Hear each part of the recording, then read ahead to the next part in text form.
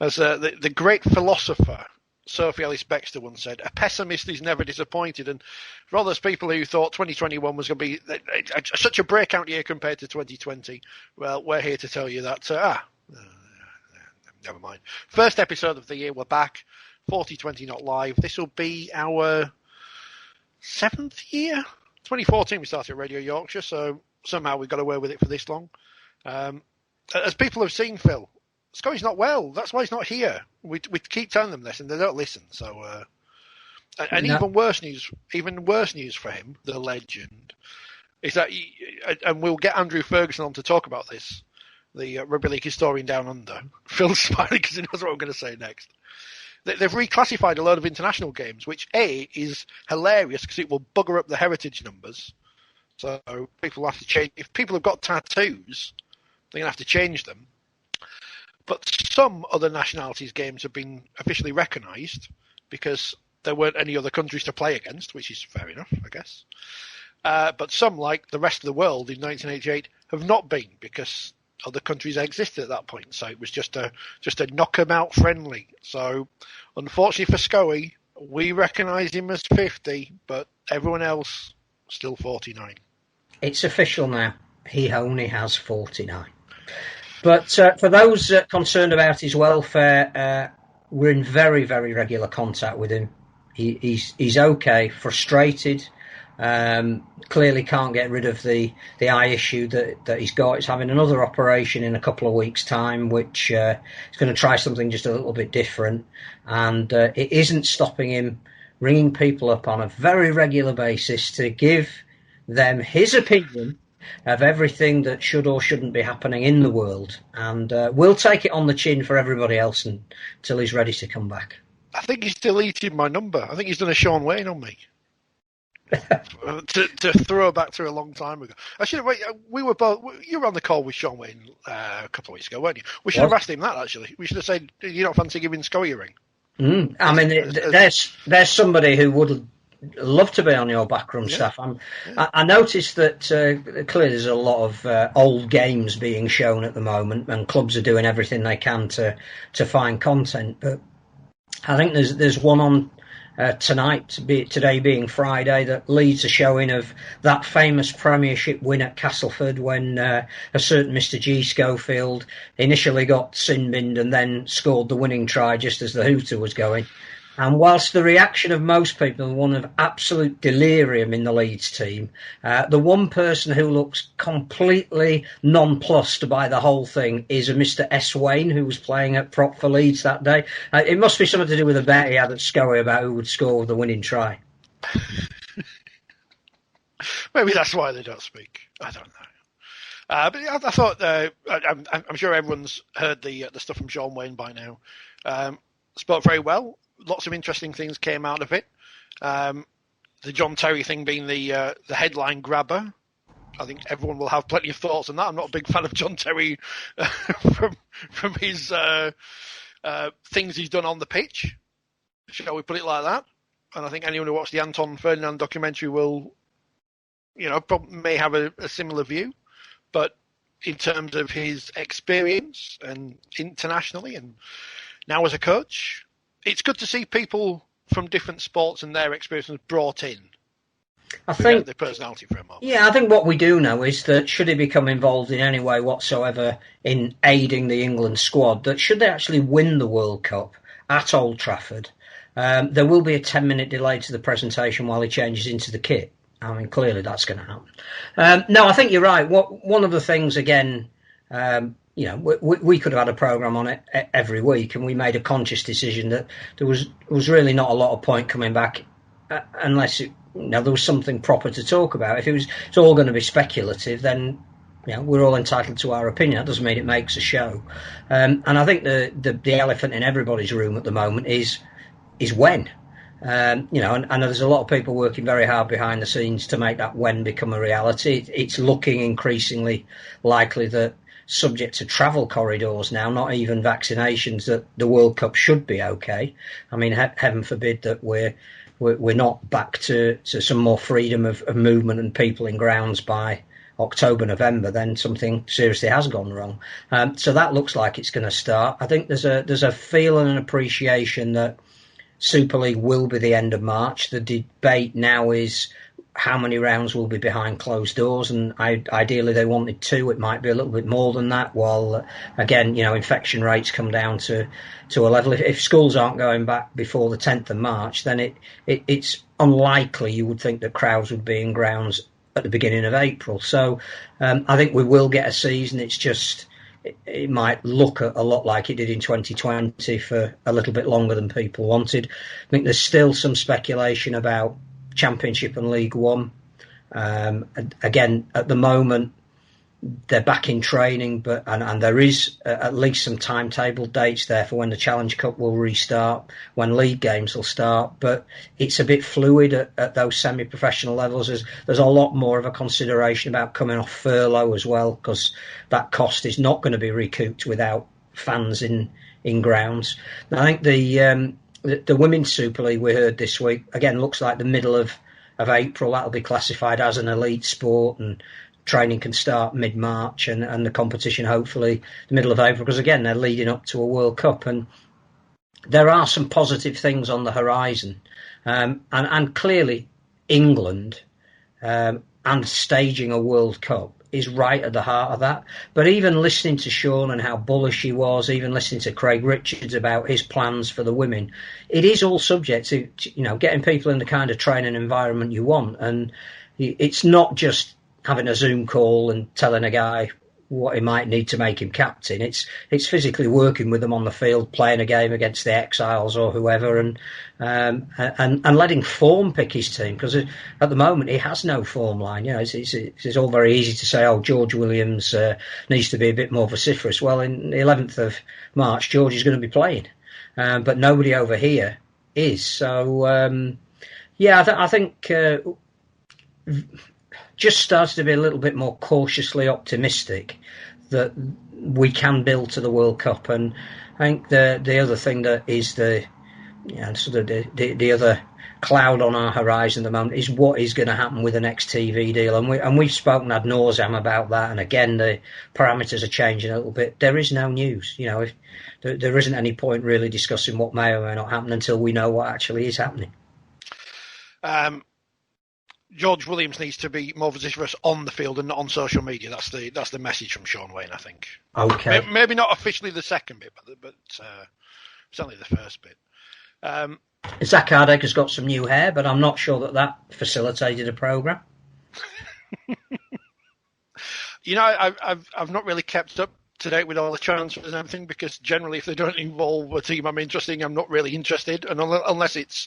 what a shock, Benji Marshall didn't sign for Lee or Hull. I can't believe it. I wonder if he used them as a bargaining condition. I can't imagine that would be the case.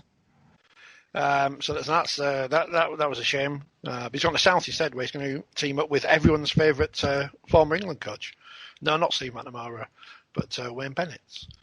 So we'll see. And the NRL will be back. So Australia and New Zealand, they've got crowds and people are wandering around, and apart from tennis players, but everything else apart from Victoria, it's all almost back to normal there. Yeah, Roger Tuivasa-Sheck looks like he's going to be joining the All Blacks at the end of the season. I would hope that if he does that, and he's absolutely at liberty so to do, he's got nothing to prove in Rugby League, one of the players of his generation. I'd love to see him play for Samoa in our World Cup before he switched. Israel Folau may or may not be back. We're not that bothered, because we were never big fans in the first place. Cameron Smith could be playing for the Gold Coast Titans, as predicted in Forty20 magazine, long before people at the moment are speculating such. And Jackson Hastings may not come back to Wigan. If his mum listens to the podcast, she'll be complaining to us now. Well, it's a story has emerged in Australia that West Tigers could be looking for him as a potential replacement for Benji. He's still over there. He hasn't come back yet. He wasn't scheduled to. But again, you look at Wigan's salary cap and who they've signed and who they've retained, and there do seem to be a lot of people that play in the same position who are on quite large wages. So we shall see. I think the interesting thing is a lot of clubs, particularly in the Championship, are spending big. And at a time when we're talking about, economics is at the root of everything, and we need to be very careful about when we come back and come off furlough. Junior Moores at Featherstone and Remy Casti at Toulouse, who are the latest, Ben Jones Bishop at York, the three latest transfers that have been announced, they're big names for that competition. It strikes me that there is a lot of jockeying for 2021 in the Championship to get promoted. And the worry is that the teams that don't are going to be left with some excessive wage bills. So we shall see. Was it 2007 when Widnes and Cass played in the grand final, heading the first division grand final? 2006, I can't remember which one. And one team gambled and won, and one team gambled and lost. And has always been the way. I mean, you look at Wakefield and Bradford in the £1 million game. Same thing.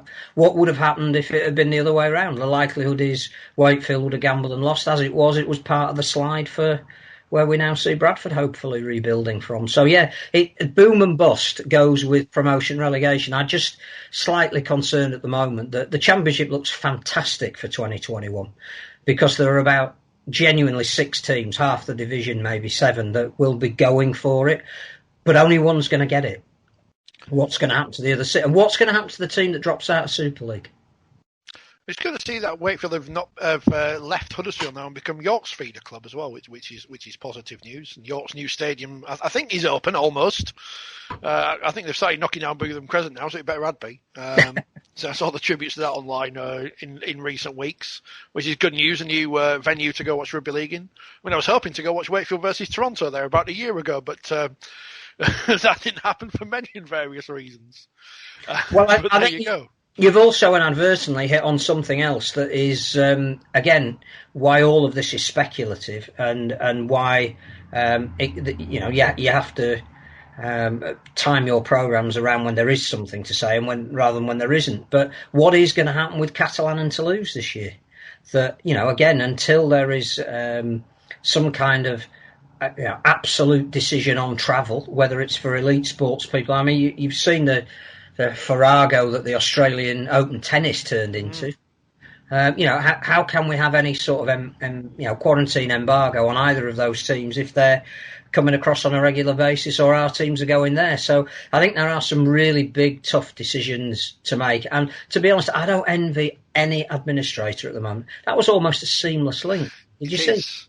It is. Well, I'll tell you what, I'll make my point on something else in a minute because we will seamlessly link into, guess what?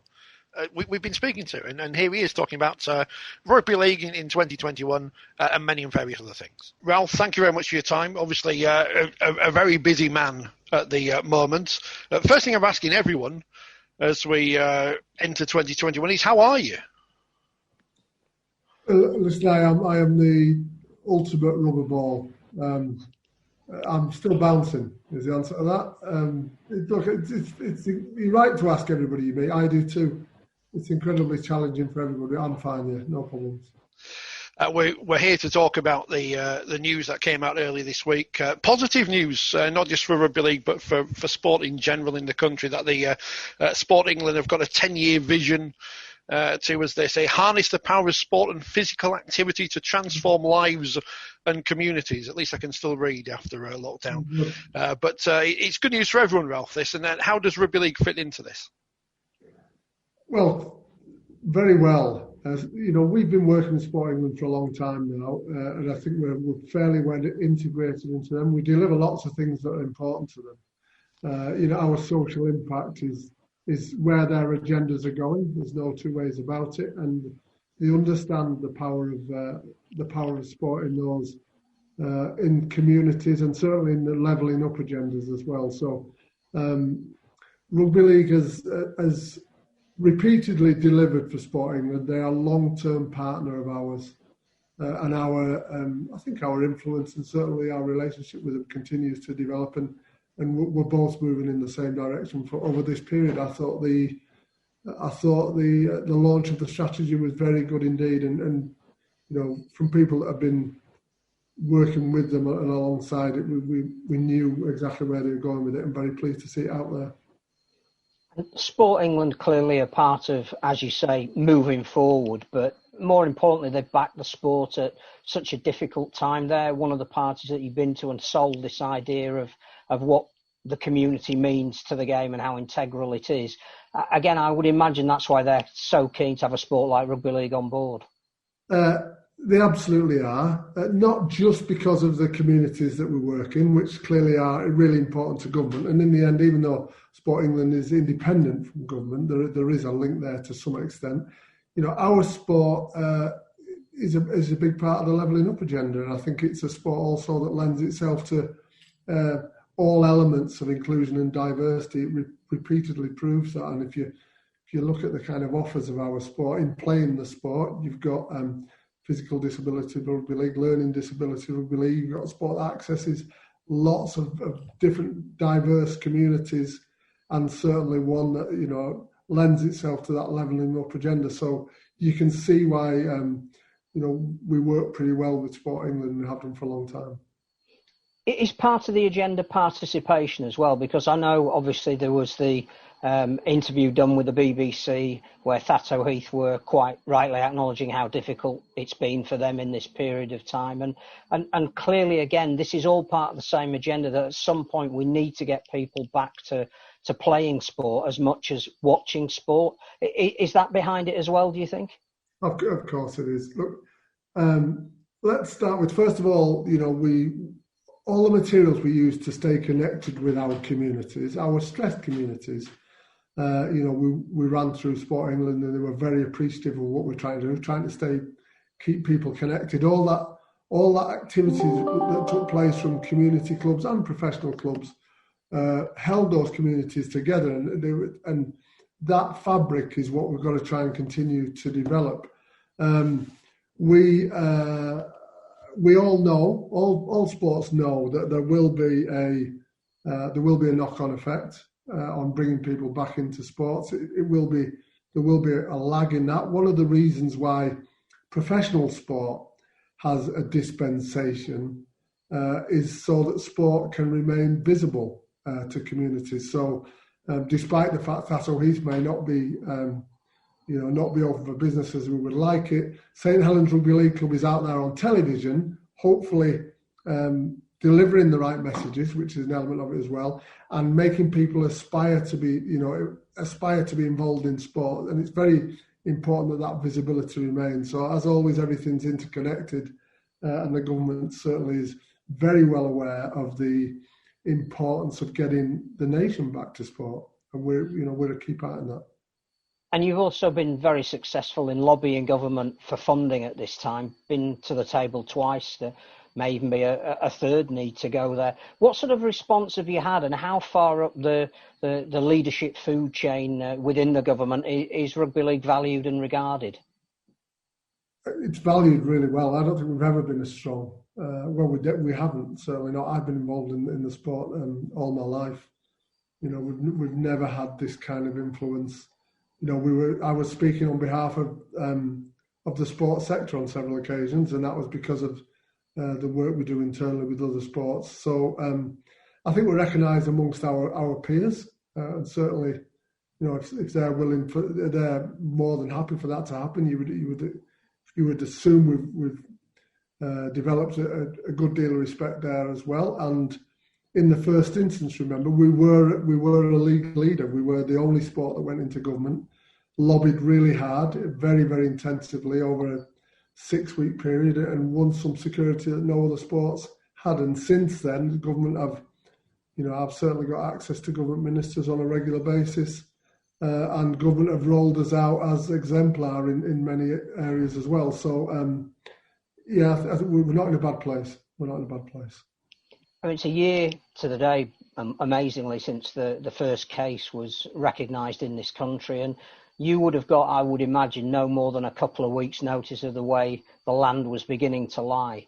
There's no manual for this. There's no sheet of paper that you can pull out of the cupboard and go, this is how you respond to this kind of situation. What's it been like for the RFL as a governing body to cope and to come up with strategies during such an unfathomable time? A year today, that's interesting. You're right, there's no manual. You know, when I originally tried to access government for support, and remember we were the only sport, there was no manual, and I was emphatically told no, there was no chance in the beginning, no chance at all. It was never ever going to happen. And you just grind away and grind away and grind away, and then produce some support. Then that gives you an element of certainty, which it did, just for the professional tiers at that point. A little bit of stability, which then allows you to start working on further strategic interventions, which might give you some security. Now, as all the clubs would tell you, probably from, you know, whenever I sat down with them first, and this is, I go right down to community here because I've regularly sat on the community forums. I just continue to emphasise there are no perfect solutions. There won't be any perfect solutions. So all the kind of, all the really established frameworks, and they may just be that kind of embedded in people's brains. All the no-go areas that are suddenly go areas, and that was the kind of a thinking that needed to be developed. And then when you push to get competitions finished, you'll have seen. We're asking coaches to, turn around games in 48 hours, switch oppositions in 48 hours, things that were just completely unheard of. And every time we sit down at the table again, there are no perfect solutions. Remember what we said back in parts, no perfect solutions. And going forward, no perfect solutions as well. Undoubtedly, this is a real disruptor in across our sport at all levels. It's a disruptor, and that demands that people think differently. And you've got to sit in the middle and try and corral that and convince people that there are ways forward and there are solutions, providing we think completely outside of the box. And we wouldn't have been able to do that unless this disruption come in the first instance. So you've got to give massive credit to the Rugby League community for getting us this far, because they've demonstrated in the end that they're willing to do what it takes, and they are. You've had a number of roles in the sport, starting with putting kit on and then various administrative roles. Yeah. In the past, we've always been accused of being quite reactive. Is this an occasion where the sport should at least pat itself on the back for being proactive? Well, not yet, is my answer to that. Again, I'm on record as saying the number of battles and rows we have in 2021 won't be how we're judged. It'll have what we look like in 22. So I don't think we're there yet. We've got another 12 months of uncertainty. I think we've certainly proved ourselves to be flexible enough and creative enough to make the changes that have been required to date. But we do have to emerge next year, having delivered a World Cup. And look and feel different, and having adapted to a new landscape. So, we're not patting ourselves on the back yet. We've got a fair old challenge ahead of us. One of the other things that you hinted at when you went to Sport England the first time, and clearly having the ear of government, is a sense of unity. And that certainly, I think, for the £16 million that was the first tranche, was built on the back of that, being able to go to the sport as one. Any concerns in the seat that you sit in at the moment that words like civil war are being used inside the Super League organisation? No, I think I'm unbelievably privileged enough to be Chief Executive of the Rugby Football League, and the Rugby Football League is the governing body for the whole sport. And I know that I can sit down at any of the tables and get engagement from those clubs and those stakeholders around the table. That doesn't mean to say they always agree, which you wouldn't expect, because generally there's lots of strong-minded people around those tables, and that's a good thing, by the way, because it's their energy that takes you forward in the end. But if you can find enough common ground to go forward, you'll go forward, and we have done that over the last 12 months, and I'm sure we will do as well. But we got to a point last year internally, and it was in a very positive way. We spoke about all the interactions we have with our stakeholders continually on a daily basis, and I ask just people to understand the pressures they were under as well. If you are, if you're speaking with administrators that are struggling to make the books balance and, as a result of that are making redundancies or realigning the businesses in order to asking players to take pay cuts, or coaches that are asked to be,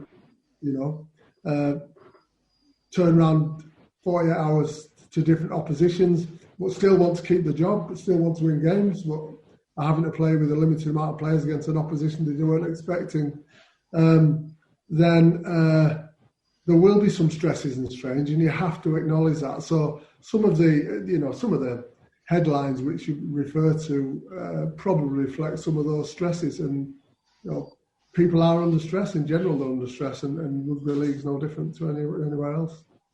You talk about there are no perfect solutions, and I think we've seen that from government, let alone sport, in the last 12 months. We're a sport who concentrates a lot on mental health and mental fitness, as the World Cup have called it. How do you cope with things? Because you're obviously having to take decisions yourself and the rest of the team at the Rugby Football League, which not everyone's going to be happy with. You're going to get criticised with whatever you do.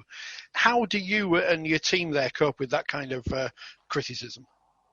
Well, I'm a big believer in team. I think we take strengths from each other. It's something I've learned along the way in lots of other positions that I've held.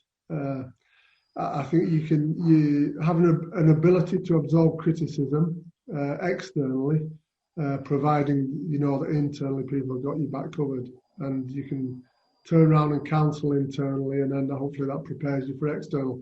And I also, as far as our team goes, and they'll know because they've heard me say this before, accept the fact that, like any sports team, not everybody functions at 100% 24/7. It just doesn't happen. So you've got to be able to stand in, give people a break, let them come back, give them a bit of strength, let other people drop back. So it's very much working as a team that gets us through, and understanding that we're in jobs that have a degree of responsibility with them. And as you say, regardless of what we do, we'll be criticised, and I've got some really, really outstanding people around me, so it's useful.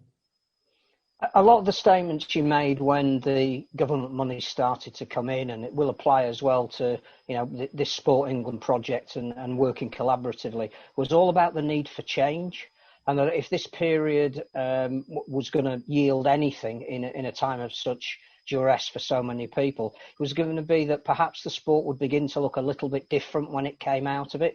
Have you a picture yet of what that looks like, or what people can expect?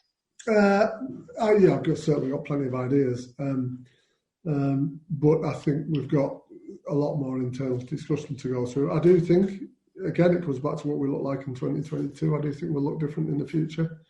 I don't shy away from that either. I think the other sports will be the same. I speak with the chief executive of the RFU and the FA and other sports on a regular basis. I know, as I say, this pandemic is a disruptor. And I think one of the benefits we have is we've always been live enough almost to make decisions quite quickly and make a difference quite quickly. It's more complicated with other sports because of some of the structures that they have embedded. But, the origins of this sport dictate how we move around and make it work for us, and I don't think that'll ever change. I know that we will get criticism for this interview that we haven't pressed you on when Rugby League will return, or there's no point asking impossible questions. So I know time's against us, so I'll ask my final question, which is, what would be your message to people out there who obviously haven't seen a live Rugby League game for nearly a year now, I guess just to stick with the sport and keep their support involved? Yeah, it's their support that's brought us this far. We couldn't have achieved what we've achieved without knowing that community is there and that community is passionate about the sport and how important the sport is for the community. So that interaction gives us strength. So certainly have the faith. We did say we would find a way of re-emerging in our 125th year and celebrate the sport, and we did that too. And we'll deliver a World Cup at the end of the year. So there's plenty to look forward to. I'm not in any way trying to disregard the obstacles that are in our way. They obviously are, but I think we all love the sport enough to stay with it and celebrate the fact how we emerge in 2022. As I say, hopefully with some silverware from the World Cup as well. So stay tuned and stay with us. I know me and Phil, having listened to your speech at the start of last year, and it will be, about a year ago now, but we're still waiting for our invitation to the party. I know it's obviously had to be delayed, but we're still hoping for at least an invitation, at least a slice of cake, at least to celebrate our, I guess, 126th birthday. We'll just delay it. It doesn't matter as long as we can celebrate at some point. We did have a celebration. It was limited, but yeah, we're rolling something out. So definitely a slice of cake. We'll assume our invitation was lost in the post. Ralph, thank you very much for your time. I know you're obviously a very busy man. We much appreciate it. And I guess for me, Phil, and everyone else, the best of luck for the rest of the year and keep Rugby League going forward. And you keep Rugby League going forward as well. I'm very grateful for your team support. Very grateful. Thank you. Now, as I inferred there in asking one of my questions, Phil, people will not be happy with that interview because we haven't said, Ralph, you're crap and you should resign immediately. We've become the Robert Peston of Rugby League. What, we get to know things first? Oh, no. We get to know things last. Sorry, no. Well, we're not quite bootlickers just yet. Maybe that's no, it's not unfair, actually, is it? No. But in fairness to Ralph, and there are plenty of things people can criticise him for if they want to, but Rugby League got through last year somehow. We haven't lost any clubs yet. They've got to plan for a 2021 season when we are all living under a government who don't seem to know what's going to happen from one day to the next, as we've seen with schools and businesses and everything. I'm not criticising everything the government has done because furlough has obviously been great for a lot of people, and obviously in Rugby League as well, the money from the government to help the sport in many and various ways. It's never an easy job being the chief executive of the RFL, but Ralph's been certainly dealt a very difficult hand of cards to play with. I honestly think his stock has gone up throughout this crisis. I think the point we were trying to make in our line of questioning was, there is no blank sheet of paper that it is a blank sheet of paper. There is no book in the cupboard that you can go, right, in a pandemic, this is what a chief executive is supposed to do, and the first thing you need to do is cancel the milk or stop the papers or whatever. I have nothing but admiration for the people that are trying to keep sport going at a time when it is so difficult to keep anything going. And to go to the government twice and to have such a working relationship with bodies like Sport England is to the credit of the people that are at the top of our sport at the moment. I think the point I was trying to make as well is that we are quite rightly criticised for being reactive. Normally something has to happen and we respond to it. We don't tend to make things happen, and that's not a criticism of Ralph. That is the history of the last 125 years. And he has been, he and his administration have been incredibly proactive in getting content online for community clubs, in getting funding from external sources, whether that be grant or loan related. I think the whole aspect of showing the rest of the world how we're linked to our communities has been given a real, to use a vaccination phrase, shot in the arm while all this has gone on. So there's lots of things that I think the board and Ralph as the chief executive have done that are absolutely commendable. And I don't think that now is the time to be saying, why haven't you done that? Or why didn't you do that? Or couldn't you have done that? Or shouldn't you have done that? But I'm not sure there's any more they could have done. What's really interesting is to look at the fact that they've been public and open and transparent, and even for the media have provided people to be interviewed at a time when content is king. Super League has been the exact opposite. And again, without wishing to draw direct comparisons, there are a lot of people saying it's been a needless overduplication of resource. I think this has proved that it has, and that Super League looks like a body that is riven with infighting, can't agree what day they're having their next meeting, never mind what's going to be on the agenda, and that the information that's been leaked from their board meetings and their discussions is there are clearly factions. Whereas I think the RFL look to me like a very united body at the moment. When I say this, I don't want people to think I'm saying this, and I am overplaying my role in the sport or anything, but the story came out about the Sport England deal, which you've heard about in the interview there with Ralph on Monday. I asked the RFL, could we speak to Ralph about it? Because you said we couldn't speak to him. And they said, yeah, we've arranged it and we spoke to him. Last year, when it was the Super League diversity round or whatever they called it, around Black Lives Matter and all that, they sent out a lovely press release, blah, blah, blah, blah, blah. And I asked, could we speak to someone about it? Didn't get a reply. Now, I'm not saying that I deserve to speak to someone or whatever, but I think that's, we just spoke to the top man of the sport, come on our podcast. It's, I don't know, it's, some people bend over backwards. No, not even bend over backwards, is it? It's just deal with you. I think it's seeing the need. And whereas in the past there may have been reason to suggest that might not have happened as efficiently as it could have done, I think the one thing you can't criticise the RFL for at the moment, and people will know that have followed us for a number of years, that we're not shy to mention shortcomings if they need to be mentioned. But in this aspect of having to stop a sport for a year, being responsible for the community game, the semi-professional game, and international rugby league, I'm not sure there's a lot more they could have done or can be doing. You've got to be very careful about when you go public on certain things. The relationships that are being made seem to be elevating us up the table. So when Ralph talks about, as he did in our interview, he's in regular contact with the hierarchies of rugby union and football. You can imagine it wasn't that long ago that if he rang up and said, hello, it's Ralph from here from the Rugby League, he would have been put through to that little cupboard at the bottom of the corridor that is the diversionary tactic and not the office of the great and the good. So, we are a player. Now, how we capitalise on that, because again, one of the questions that we asked, and he sort of delayed the answer probably until 2022, is change. What is change going to look like?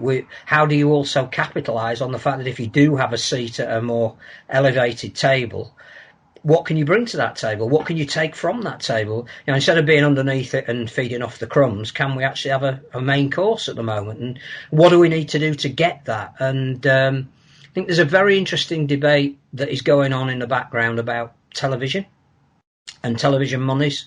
And clearly it's massively important for Super League, but even the RFL realise that whatever they get comes on the back of basically whatever Super League can negotiate. And I think one of the things I'm beginning to get a feel of is that there isn't a great relationship between Rugby League and Sky anymore. And when I say there isn't a great relationship, clearly it's not about the people, it's about how the sport is perceived and at what level the sport can interact with its broadcast partner.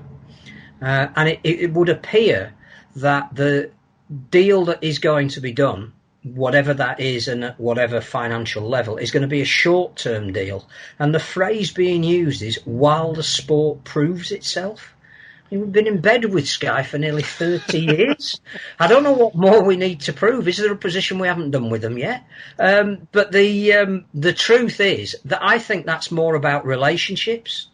So that, when we first had a deal with Sky, it was Maurice Lindsay having a very close relationship with somebody who was very high up in the echelons of the Sky organisation. When Nigel Wood renegotiated the last deal, which at the time everybody went, 8 years, you must be balmy. Again, that turned out to be prescient, but also it's because he had such a relationship with Sky that he could say, you need us at the moment. This is what you want. This is what we can offer. And this is what we'd like for it. And if we haven't got that kind of a relationship at the moment, then somebody again needs to be made responsible for that. Maybe our relationship is like an old married couple. We maybe need a bit of guidance, someone just to push us back together. What it's become companionship rather than spark and innovation. As long as that spark and innovation is not the margin meter, we're okay. I don't know. we've got another guest, so I'll intro him now. And we've mentioned the championship, we mentioned League One, and here's someone who's got a finger in the pie of the third tier. Non-executive director of Hunslet, whatever that means, we'll ask him. It's Damian Irvine. Damian, welcome to 4020 Not Live. I asked Ralph Rimmer, I ask everyone, how are you? How are you dealing with this strange world we live in these days? Yeah, going okay, although like everybody, I think it's always a battle. You've got to really take care to look after yourself and your people around you mentally. And there are different challenges, as we've touched on before we recorded there, about the responsibilities on you as a football club or as an operator in any business, in terms of giving certainty, giving structure to your people, and to letting them know your budget forecasts and giving them a sense of security in the businesses you run, and not having that security because the landscape's changing week to week and month to month. You just feel like, October, we thought there was a real light at the end of the tunnel. Crowds were going to start getting back in a limited capacity in the football industry that I work in, and then the Rugby League was starting to schedule seasonal starts for the new year. There was so much to look forward to, and for supporters and staff, that gave us that carrot, and then it was taken away again with the influx of the pandemic again and the variants, and now we're sort of maybe seeing a little bit of an upside with the vaccines and a light at the end of the tunnel. But I think we've all learned not to count chickens now, and not to assume that all is going to be rosy and come out of it. So, yeah, I'm okay. But like I think all of you, you have to take special care to look after yourself and to take that walk in the fresh air and try and keep your head as clear as you can. We're all clinging on to the hope that we're going to see Rugby League at some point in the near future, and hopefully with crowds not too long after that. League One, Hunslet, you're on the board there as a non-executive director. We haven't seen them in action for, we'll be coming up to a year now. Obviously, the furlough scheme's been very important for teams outside of Super League, but how do you see League One returning this year, if indeed it does? Hopefully it does. It's quite an uncertain time, Richard and Phil. It hit Hunslet quite a bit. It's over a year ago now that Hunslet had a real navel-gazing process, and it was a very mature process the club went to, I guess, to accept and acknowledge its problems head-on financially, and its model as a supporter-owned club. And it was probably a great example of a club push and pull between the altruistic purity of what a great rugby league club and supporter ownership looked like versus the realities of life, that it was getting very expensive to live in a rugby environment that was looking like limited future funding coming and minimal TV deals, and the pyramid starting to get squeezed down the bottom financially. So the club did that in November, and that's when I got involved with Jason Peterkin, and the review sort of showed that with a little bit of a refocus and a re-governance and a lot of hard work, that it would be able to be sustainable. And so we got off on a great footing. GT Gary Thornton did a great job in recruitment, as he always does. We were undefeated at the start of the season and looking like a typical Hunslet season, batting above its average, I guess, in terms of what it spends on its revenue, but putting a very competitive side that can beat anyone on its day, a proper rugby league style recruitment process. And then, of course, the lockdown came, so we'll never know what that season will have looked like. But what the hard work and the commitment and the rallying of the supporters and members did prior to any pandemic, it wasn't even on the radar when that process was done, not through management, through fluke of timing. It really set the club well for the pandemic period, because the budgeting forecast from a guy, Phil Hodgson, who does all the finances there, was so succinct and clear. The clarity and transparency was very good. It was a very frugal style club in terms of what we spent. Just if it wasn't in the budget to come in as revenue, we didn't commit to do that.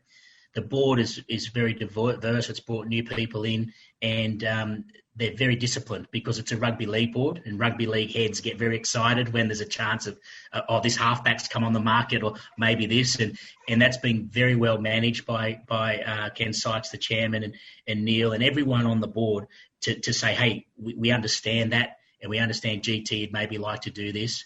GT sits on the board as well, so he sees all the numbers and transparency. And that maturity, I guess, means that Hunslet goes, well, no, we haven't got it in the revenue budget. We're not going to risk things and overspend.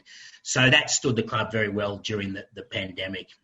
In terms of League One going forward, that's left the club in a very good position in terms of its ability to survive is in its own hands. It's not reliant on the central funding or TV deals and things like that. And having your destiny in your own hands is really important in this day and age, because if you're relying on external funding, or third parties, so many other variables can affect your ability to get that funding.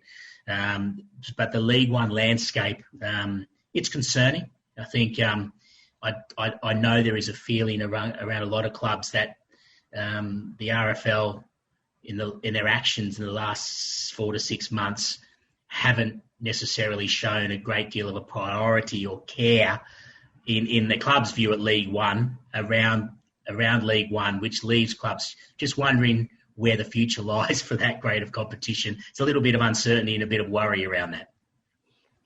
I think that there's two strands of questioning while you're on, and we've got you and your expertise in so many different areas. One is about the sport, the job the RFL, are doing at the moment.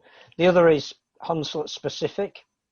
If we start with that one of the criticisms levelled at a club like Hunslet is that it's an ageing audience, and that clearly the worry and concern is that as that slips away, particularly after a pandemic and all the influences that's had on that level of the population, what relevance does a club like Hunslet still have in modern sport? Now, that's one question, and I'm sure that's one you've addressed. It'd be really interesting to get your answer on that. The other one is clearly you are part of a new breed of people that the club have brought in the knowledge that is something that they've got to look at. And clearly there was a lot of PR at the time around Casey Macris joining you as well, who comes from a very different background, is marketing-led perhaps rather than rugby-led. If we were absolute devoted followers of the Myrtle and Flame, should we be optimistic? I think we should, and you should be, and you make some great points for those reasons you mentioned. Casey joining is a great example, and the strategy around that, and it's a very well planned out strategy, is a lot around the university links in terms of the marketing. Another gentleman, Phil Crampton, has joined, who's one of the leading edge. He's working with Gareth, who's a great volunteer in the digital space, digital marketing space, to really be innovative. And I think it's fair to say, and they wouldn't mind me saying, a lot of the board members that are that traditional, Flame and Myrtle, born and bred Hunslet people, sit in meetings and learn all the time. And we all do, and we open our eyes and think, I don't really understand where this is going. But the openness and willingness to change and the lack of refusal to change, it's really quite positive. And that's a big step for a club, and I think the club's been doing that for the last 18 months. So in terms of the relevance, it's a great question, and all clubs, the constant battlefield is tradition versus commercial reality. It's not impossible to be both. And one example I've used with the board, and I think we'd like to try and model in a different way, is the Newtown Jets. Newtown Jets, and to a lesser extent, Western Magpies and North Sydney Bears in the New South Wales Rugby League competition historically. But the Jets are a great example. They had a very, what was perceived as backward, old school mentality of rugby league. And I'm talking in the breakout modernisation of the game in the mid-90s. There was no place for the Newtown Jets style suburban ground. It was frowned upon.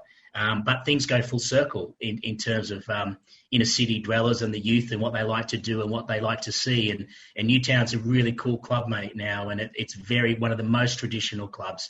It has an inner city ground. The blue bag shirt is something that's held onto as a piece of merchandise of tradition. There is a place. Now, Newtown Jets isn't in the top tier, and it will never be in the top tier again of rugby league in Australia, but it's a very, very good club with a lot of popularity. It's self-sustaining, and it has its role in the pyramid.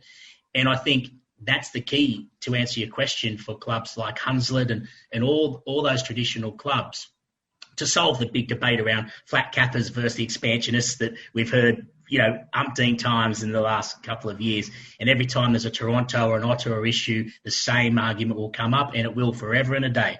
And I think the answer to that is clubs being comfortable in their skin, being comfortable to be a second tier or a championship club that might have a great cup run every 2 or 3 years and compete at the top level in that regard. And I think that Newtown example is one I look that I think an exciting future, whether it be through students and a differing Leeds, maybe a more traditional, craft beer drinking rugby league fan as opposed to the lager and cider drinking Rhinos fans, for an example, in a city like Leeds. There is also always there are differences you're able to have. So that'd probably be my answer to that, Phil. Yeah. I think the other thing, looking at Newtown as an example, and you're not capping ambition by saying you want to be the best you can be, but acknowledging clearly that maybe Super League is something that isn't attainable at the moment, is that Newtown has a very strong link with NRL clubs. It produces talent for those clubs. It takes on players that are on their roster that can't get a game every week, and actually it's quite a symbiotic relationship. And if you were to go down that route, could you convince some of the people of Hunslet that just because Super League isn't attainable doesn't mean that you're not ambitious? Definitely. I think being comfortable in your own skin and being the best at what you can at the level you're at or the competition you're in. And some clubs in the game at the moment, that might be back to a semi-pro level financially. It might not necessarily be in a pro level. But being the best you can doesn't mean that if you exceed those expectations, you can't keep climbing the ladder. It's not a one or the other. You don't have to cap things. Be comfortable where you're at. And then who knows, if you build over time and you might get a very particularly special recruitment year, a lot of juniors coming through. The other side you mentioned there, though, mate, is we don't in the English system at the moment have an adequate second-tier system at the Super League level. We don't have an adequate feeder reserve basis. The NRL really didn't solve that problem for a long time itself. It got rid of reserve grade. It went with an under-23s NYC competition, National Youth competition. That proved to have players a little bit underdone in men's rugby league to be stepping straight back up. So what has come about, and you touched on it there, is clubs like Newtown, Wentworthville, in Queensland, the Burleigh Bears, East Brisbane, having close links with whether East Brisbane are, they're a 2-hour flight away, but they're very linked with Melbourne Storm as a developing feeder club. East Brisbane don't feel they're a feeder club or little brother at all. They fight for that Queensland-Brisbane competition like you wouldn't believe, in front of thousands of people when push comes to shove, as do Wentworthville Magpies, as do all of the Cabramatta and Newtown fight for their own premierships, absolutely. But Newtown might have a relationship with the Sharks as they have over the years, or with the Roosters as a dual registration style thing. I certainly think there's a strong scope for that in the English system. In fact, I think it's probably the answer going forward to some degree. It doesn't mean you lose identity at all. And there's a living, breathing example of that down in Sydney and Brisbane that works very comfortably with the NRL side relationship. Is that then the biggest test we've got outside of Super League then, Damian? That we have to sell the idea that you can have an identity, you can still be your club from your community that you've always followed, but you might not necessarily ever be a Super League club. Not that you can't aspire one day, if all the chips fall in the right place, but you have a place in the sport, and it's an important place in the sport, and that's what you should be aiming to be and to celebrate. Yeah, exactly right, Rich. Reality is reality, and it's a commercial reality, and it is not a realistic ambition in 5 years' time. I think the game is crying out saying it, and the hints from the RFL have been it for a couple of years now. We've known this inconvenient truth of a new TV deal has been coming for, not 1 year, not pandemic year, but for 3-4 years. And everyone's known the last one was probably the largest deal because TV deals have gone over the curve now and will always drop down. We've known that. So it's been coming. And the reality is that if we think every club can afford to be paying players even part-time in a professional league, we're not being realistic.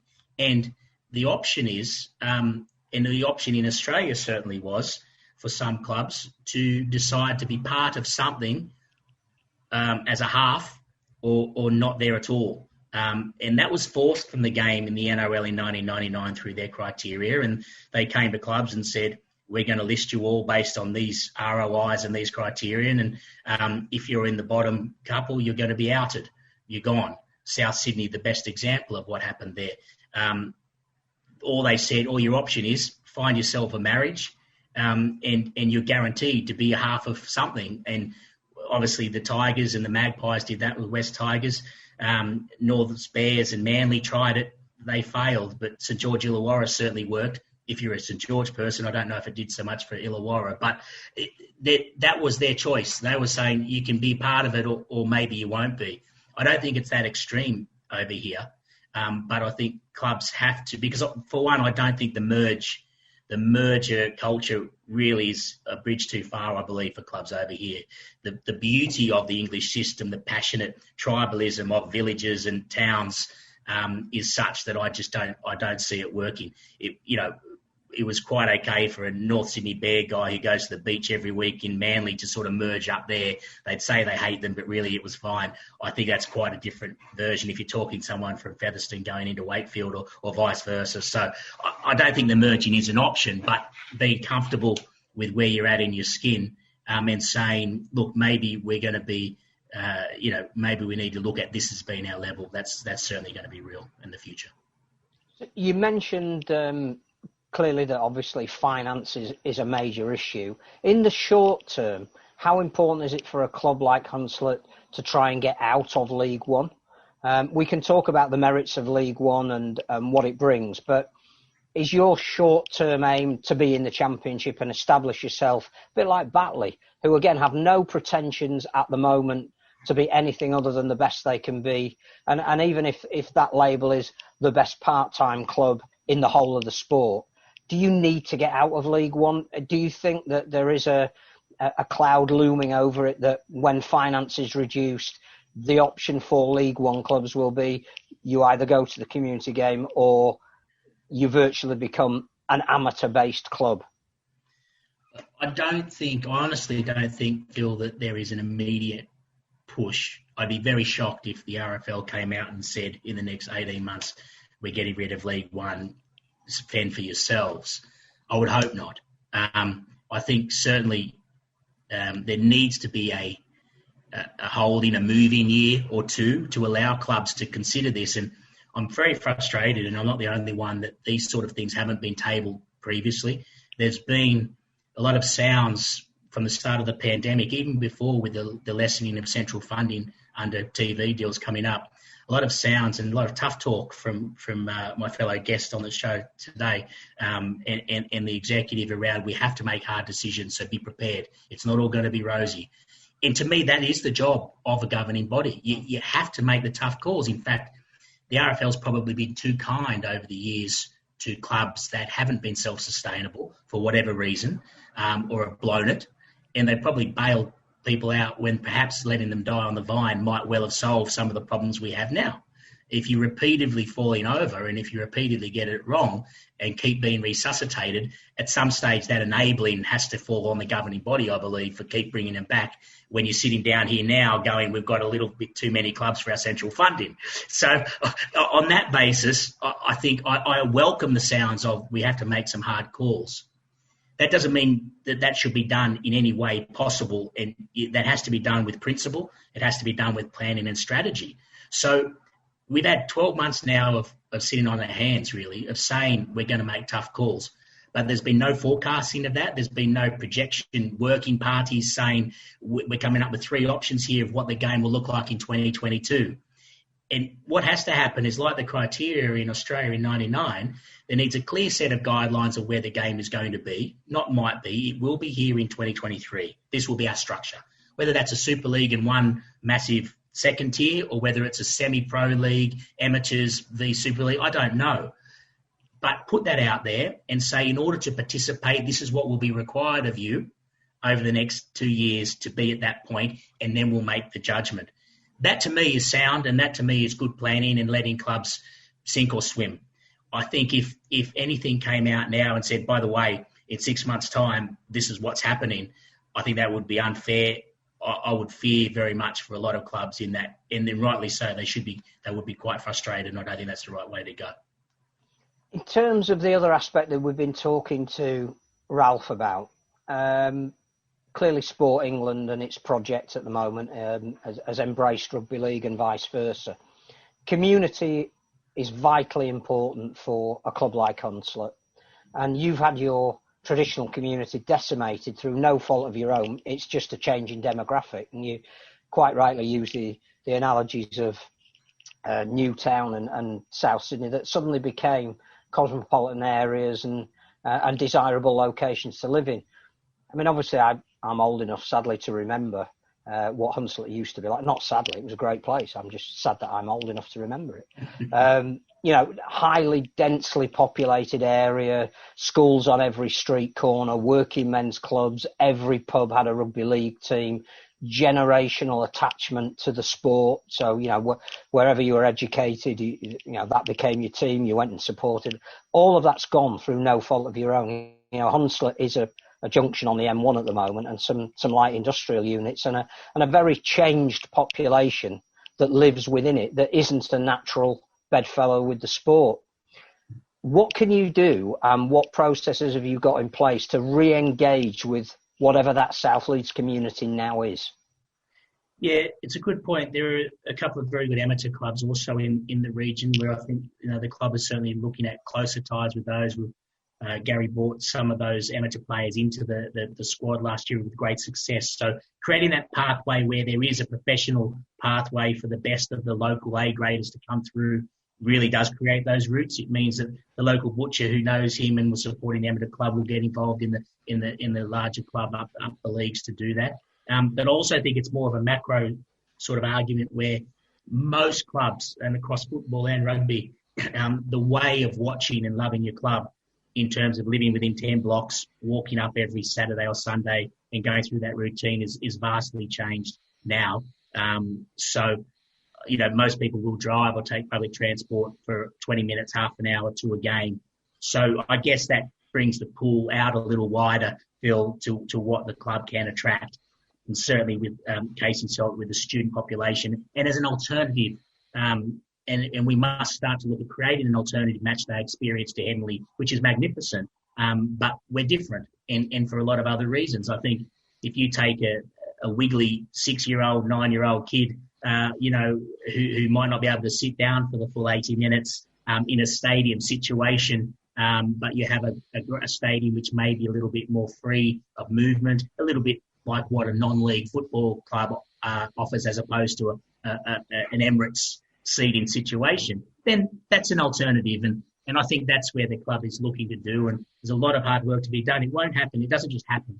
It has to have a lot of work done. And one thing Hunslet does have is membership who own the club, and they're very passionate about it. So you always get more. They always get time. They're very generous. They put breakfasts on for the elderly supporters who might need that week to week. Those are the things we're missing now in the lockdown, hugely. The community is missing the club from that point of view. But with everyone pitching in, we're quite lucky with that, because I think people want to engage more with a club that has that kind of engagement and people real ownership. There's always a perception as a private owner that if the club's in a little bit of trouble, that owner's got deep pockets, he might chip in. Whereas with Hunslet, back at the start of the last time we played Rugby League, there was a pouring down thunderstorm rain. Every other club and ground in the whole region was off. We got a game on because people were there in their wellies, balking the pitch and getting it on. And that's the beauty of Hunslet, and I think that's its biggest selling point. We've seen over the last 12 months, whether it's football or rugby or even something as different as darts or snooker, fans make an atmosphere, fans make the sport. How long can League One go without supporters in the ground? We obviously heard about there's going to be games being streamed, but obviously that's not the same kind of income you're going to get from a week-by-week full crowd full of supporters drinking beer and eating burgers. The catalyst for that financial crisis for clubs and a club like Hunslet comes when the game starts being played. because that triggers wage payments for your largest outgoing in any club is your wage payments. The game has been lucky in timing, in that the first season was cancelled last year in the pandemic when everyone else was cancelling everything, and we got through that. Then we looked to start, but then didn't. That saved a lot of clubs. The fact that we are still mothballed to an extent, that's starting to change now as clubs are looking to get back to training and starting to look to now bring on liabilities again in contracts. Now, Hunslet mitigates it very, very well by not having a huge... There are other clubs in League One who have 52-year contracts, 52-week contracts, which is tough. So whilst the competition hasn't started, Hunslet is okay. When it comes to the point of starting without crowds, it will be tight, but we've budgeted for that and are looking for that, and we'll be okay. The biggest fallacy at the moment, which a lot of clubs, and I think the RFL, I think they're aware, but I found it certainly in football at a similar level, comparative level to a lot of Championship and League One clubs. Crowds ranging from 400 to 1,500 to 2,000, give or take, whatever the clubs are. Streaming is by no means the be-all and end-all from revenue. It brings a little bit in, a little bit. I mean, most clubs in Championship League One would profit more from their coffee tea bar in a game than they will be from streaming. And that might sound doom and gloom, but I think we've got to be prepared. You can't be fantastical about it and say, well, we're going to get 1,500 streamers. You guys are in the broadcast and journalist industry. If it was that easy to just get 800 paid subscribers on a stream, we'd all be doing it. We do it for everything. The fact is, we've got a proven test data case from a number of football clubs over the last 8 months in real time, with real money being passed over from people logging in and paying through the commerce platforms on streaming. We know the numbers. And I can tell you it is below 30% of your average gate maximum that people will, it will. I don't care what anyone says.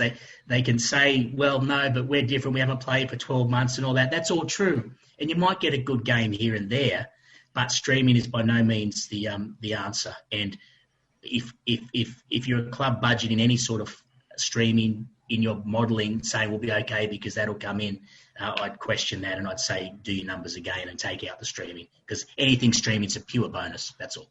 I mean, I haven't got them to hand, but I saw Bradford City, I think towards the end of last year, actually released their streaming figures online. And if a club like Bradford City, who have a massive supporter base, aren't getting thousands and thousands of people streaming, then it's got to be a concern for the sport. And not just the fact that people aren't going to pay for it, but it involves costs as well. You can't just stick a phone, as we do or used to on a Monday. You can't stick a phone on a tripod and broadcast a match. You have to actually put some investment into it.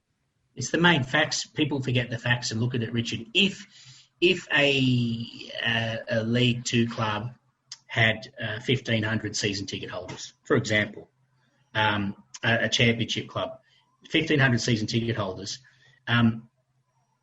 all of them have to get a free access to the stream anyway. So if you're a League One club and you've got 200 season ticket holders or 500, straight away they're not counted in the paid streaming revenue because they're giving them free. So if you're saying, well, we should get 300 paid, you're talking about 300 of the fringe supporters who aren't even committed enough to have a season ticket or able to. So the religious week-to-week core, hardcore ones, they're already there because they're free. So you've got to somehow find 100, which is a big number, 200 edge people or fringe people to pay 5 or 6 or 7 or 10 to stream. So the market is nowhere near what we dream it will be, unfortunately. You mentioned earlier clearly that tough decisions need making at the moment, and that there needs to be a leadership within the sport that is prepared, if necessary, to court unpopularity. Just from your point of view, how damaging is it having we can't call them governing bodies because there is only one governing body, but two different pulls on the direction the sport is going? The RFL in one camp, if you like, and Civil War-striven Super League in the other camp. In the middle of all of that, as Hunslet, wanting guidance, wanting direction, how damaging is that at the moment? No, it's very damaging. It should never have happened in the first place. I understand the reasons why it did. It did happen and it affected some level of change. I think in they got what they wanted, but it hasn't worked really since. It's increased costs in a lot of ways to the game, and it's not working. And in fact, we've seen that over the last 12 months. When you have two organisations somewhat responsible, you generally get no one accountable. And that's where we've sort of been. And it's very frustrating. I think it watered down our game's ability to get the best result from government relief and funding last year at the peak of the crisis. I do believe that. You can't have your major stakeholder who has the major broadcast rights doing one thing and having to look after their own backyard, whilst you've got a governing body trying to look after the community game and the lower leagues and everything as well. We got an early deal in $16 million for the game on a loans basis. Football equivalent got handed $10 million in free grants for 3 months before Christmas. And I don't care what anybody says, that's the fact. We didn't negotiate a deal as good as what the National League did. That's the bottom line. Now, the RFL can dispute that and say we've all been treated the same, all they want. The fact is, Rugby League didn't get 10 million free October, November, December, but National League clubs did. That's the bottom line. Now, that's because whatever happened, we weren't unified. We weren't strong enough at the table as a coercive, negotiable governing body because we are split. And then you get to Super League, and not even all their stakeholders who are the members there, the voting members, agree on anything. You've got split groups among them, 3 or 4 clubs who hate everything that the boss does there and ring every journalist in the country every time they want to get in there and undermine them. I wouldn't suggest either of you have been the benefactor of those calls, but, it happens. So when you've got a group of 10 or 12 and 3 or 4 are always unhappy, they're even split. So I don't think it's ideal for the sport at all. We're a great sport. We're the best sport in the country for watching, for the ability and athletic ability. Off pitch, we're a little bit too fractured still. And the crises we have at the moment, like everybody else, in my view, is the best time to use that as a mandate to get it sorted out. You'll have no better sledgehammer to say, because of COVID, because of the world crises, we need to totally restructure and get it right now. It's the perfect time. But we're 12 months into it just about now, and there is absolutely no sign. There's no sign of that happening or a will to happen, and that worries me greatly. We might miss this opportunity. That'd be a tragedy. I think that was something we said on the first programme after lockdown last year about a blank piece of paper and being able to dictate our future. But not to say that we know everything, because obviously we don't know anything at all. We are running out of time, Damian, and thank you very much for your time this afternoon. You've got a position in football and in rugby league, so before I asked you, to some things, how would you say we're dealing with things compared to football at the moment? Football early on had the benefit of the FA, which was quite a strong, it's quite a strong lobby group. And I think that's where the added power came from before Christmas. But even the National League has got its own crisis at the moment in how funding and things have been distributed as well. So, look, I would never criticise a governing body for its crisis management. I think everyone was blindsided, and rightly so. But that free pass, you should only get that for a couple of months. They've got their ducks in a row. They got through the crisis really well, I thought, for the first reaction, as did the National League. But the proof will be how we come out of it. And at the moment, it's still only 15 minutes in after kickoff for us, because we've got to get a competition up and running with those added costs. We've got to get Championship and League One all sorted out. So at the moment, we really don't know what the result is going to be. Whereas I think football has, because of the seasonal timing, has actually, already gotten competitions away. Not perfect by any stretch. So it's difficult to compare in two different seasonal sort of, the timing of it was quite difficult. I think the game, Rugby League's had it a bit easier in that we didn't have to play for such a period of time, so I've been mothballed and not incurring those costs. Football had to make decisions really, really quickly. So, yeah, very hard to judge people in tough circumstances. I think it's been really illuminating to get your opinion from the level that you're operating at and the practical side of things, because it's been quite a contrast to hearing Ralph talk about, if you like, the macro, what the sport needs to do, and then you actually having to do it and deliver it. I'm really looking forward to Hunslet against Newtown in the in the undercard for the World Club Challenge. But you know, Phil, macro. Why shouldn't we do stuff like that? I mean, the 1895 Cup, which was the only other thing I was going to ask you about, how important is that for a club like Hunslet, that you could get to Wembley and win something meaningful? Not highly important, in my view, because sustainability has to come first. That's fly well before you're walking at the moment. The idea of playing a pretty well unfunded, low prize money cup, paying players every match they play, or coming up with something with the hope you're 1 in 20 shot of maybe walking out with Wembley and everyone having a nice day. That's like people in a depression wondering whether they're going to book their holiday to the Maldives, you know? I mean, you've got to deal with the micro first and foremost. In our view, it's a week-to-week proposition. And when you talk about, Ralph, talk about the macro, I totally agree with that. We need a big picture. But macro is built by hundreds and thousands of micros. The clubs have to be healthy first and at their best and optimal position as to the structures and where they're going before the whole game picture can be healthy. As I always say, I've upset the Hunslet fans in the past on this programme by incorrectly naming their colours green and orange. So we wish you all the best for 2021 in the Myrtle and Flame. I have learned from my mistakes, at least one mistake anyway. Damian, thank you very much for your time, much appreciated.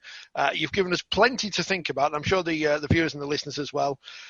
All the best in football and rugby league, and hopefully we'll be able to see you at a game at some point in the near future.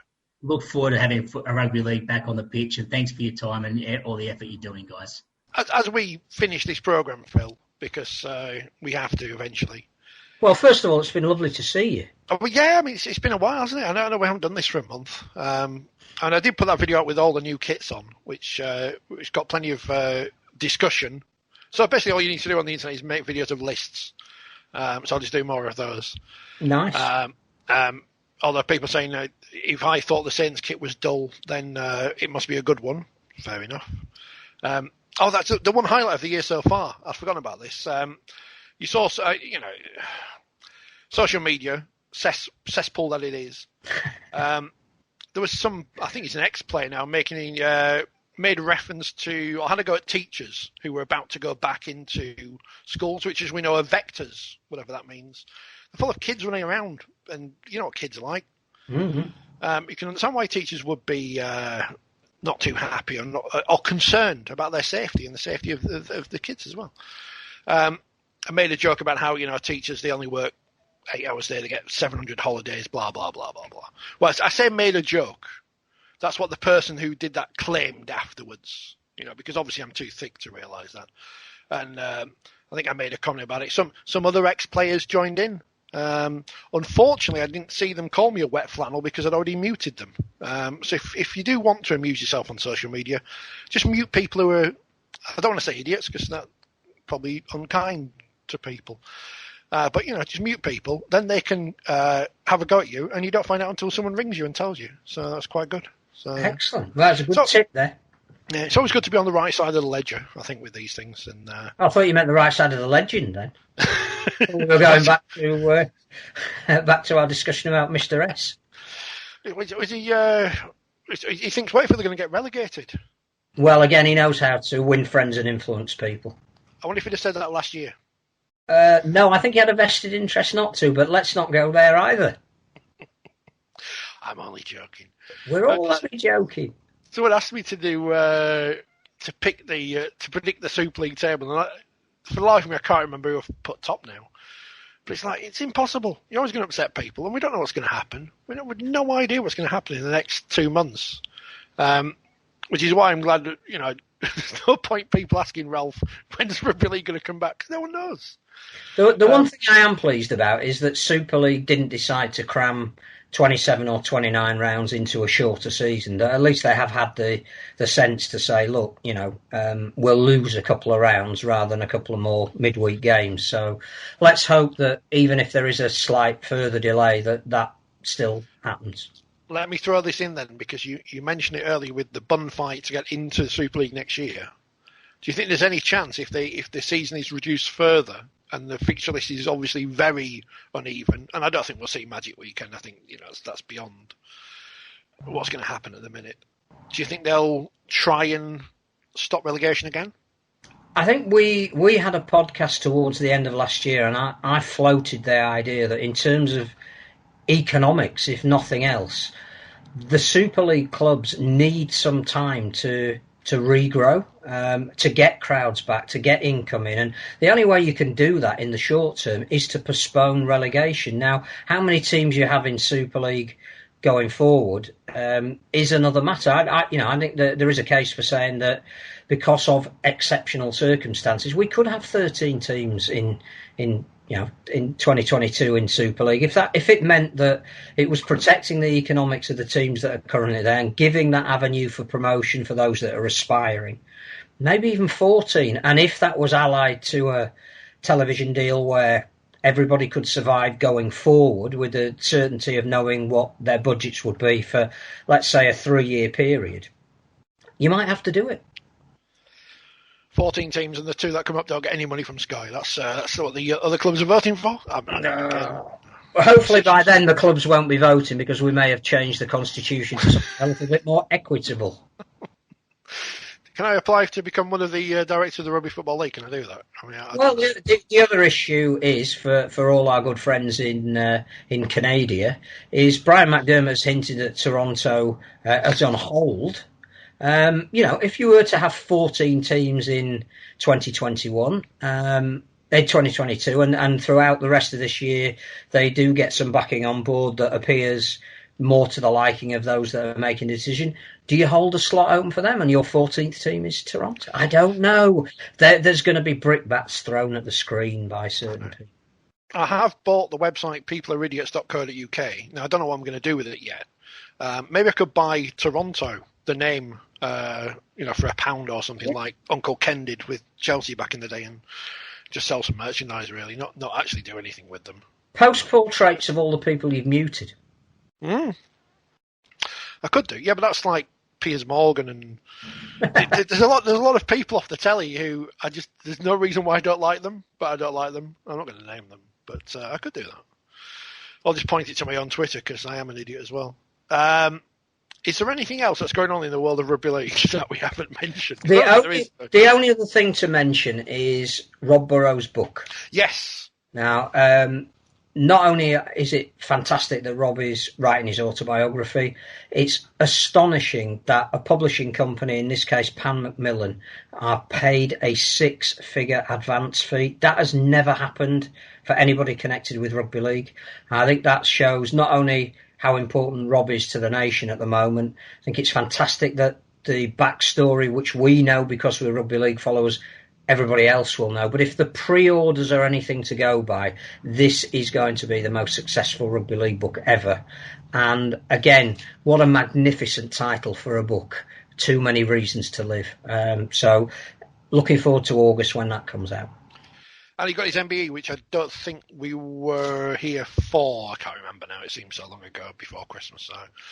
So further good news. And I did enjoy the Kevin Sinfield documentary of his marathons. And he ended up speaking to Eddie Izzard. Well, I never. But he isn't on the new series for Celebrity Bake Off. So obviously, whoever Sir Kev's agent is, not working hard enough. Clearly not working hard. Unless he's just holding out for Jungle. I want him on Question Time. Yeah. So, but do people still watch that? Because it's full of contrarians and. Yeah, well, I'd love to see him on there as Sir Kevin Sinfield, as knighted by Boris Johnson. And on that bombshell, as they say, we will be back. I'm not quite sure when, because we're only going to come on when there's stuff to talk about and when there's guests, and we have guests lined up. At least the thing is, 3, I think. Our lovely audience would like us to discuss something. I think we'd love to do that, but we're not just going to come on and pontificate for the sake of it. And I don't want to rip off other people's podcasts and ask people to, send in questions or stuff. I mean, we could do that, but I don't know if other podcasts do that. If there's a topic you think we can discuss and we can get a guest on that reflects that topic, just let us know. but we will be, and Sid will love this, we'll have a Canadian special coming up soon. I'm not sure when, because we're arranging it, but we'll be speaking live and direct to Canada at some point in the near future. So, Sponsored by Tim Hortons. Sid can delete that one. Just download it first and then delete it. So at least we get the numbers up. Thank you for watching. When's a new magazine out, Phil? It'll be a couple of weeks when I need to write something. Well, it will go to print next weekend. Next weekend. So you do need to write something, and then it'll be out the midweek after that. So yes, February issue will have a lot of good reading in it because normally we'd be actually talking about games. Yes, and there aren't many. My current reading material, Viz. Excellent. 4020 magazine. Don't know how you would tell them apart at some. Both got cartoons on the front. Interchangeable columnists. One with less swearing. Phil, thank you very much for your time. I mean, I'm saying this, but people don't realise I'm going to record something in a minute anyway, but that's letting magic in. And enjoy your Rugby League, as Harry Grayson used to say, even though there is none, apart from watching Scully score against Cass, which will please everyone in Cass at least anyway.